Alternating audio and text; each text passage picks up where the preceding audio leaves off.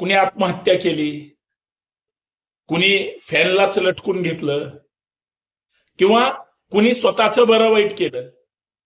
मला सांगा, एखाद्या मुलानं आत्महत्या केली आणि आई ती पाहते की तो मुलगा किंवा तो नवरा का असेना लटकतोय फॅनला, बिचारीच्या मनातून अचानक कंठ दाटून येत असतील आणि म्हणत असेल, अरे मी आयुष्यभर तुझ्यावर इतकं प्रेम केलं, तुला लहानाचं मोठं केलं, तुला सर्वस्व दिलं, माझ्यापेक्षा जास्त प्रेम ती करते का ज्याच्याशी तू लटकलाय.